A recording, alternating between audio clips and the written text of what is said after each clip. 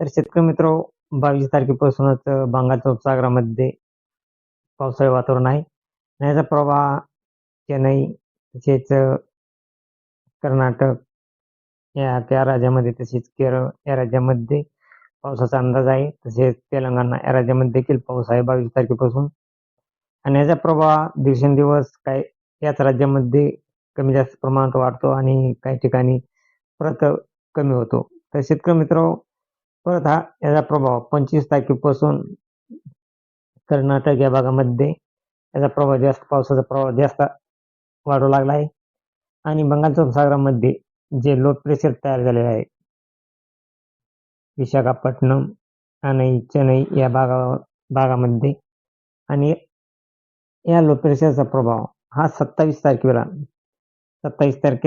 रात्री 10च्या टायमाला किनारपट्टीजवळ विशाखापट्टणम आणि कर्नाटकच्या किनारपट्टीजवळ तो लो प्रेशर येत आहे. त्यामुळं महाराष्ट्रात तसेच इतर राज्यात देखील 27 तारखेपासूनच सर्वसाधारणतः जोरदार पावसाची शक्यता आहे. महाराष्ट्रामध्ये याचा प्रभाव 28 तारखेपासून काही ठिकाणी जाणवण्यास सुरुवात होणार आहे. तर 28 तारखेला याचा प्रभाव हा विदर्भ साईडला चंद्रपूर या भागामध्ये होणार आहे. तसेच नांदेडमध्ये ढगाळ वातावरण राहणार आहे आणि नांदेडच्या काही भागामध्ये नॉर्मल पावसाचा शिडकाव होऊ शकतो. तसेच शेतकरी मित्र परंतु वातावरणात सातत्याने बदल होत आहे.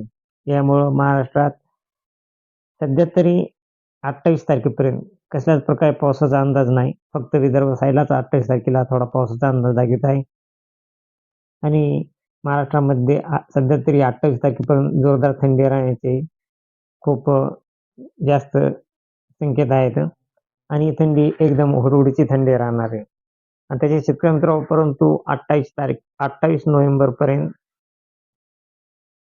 थंडी राहणार आहे. परंतु विदर्भ साईडला चंद्रपूर तसेच कापसी या भागामध्ये सर्वसाधारण ते नॉर्मल पाऊस पडण्याची शक्यता आहे.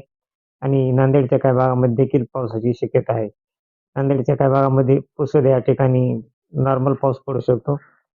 तसेच पाहिला असता देगलूरला देखील नॉर्मल पावसाचा शिडकाव होण्याची दाट शक्यता आहे. आणि तरी शेतकरी मित्र सध्या हा 28 तारखेला पावसाचा अंदाज आहे. आणि परत आणखीन पुढचे अपडेट सध्या आलेले नाही.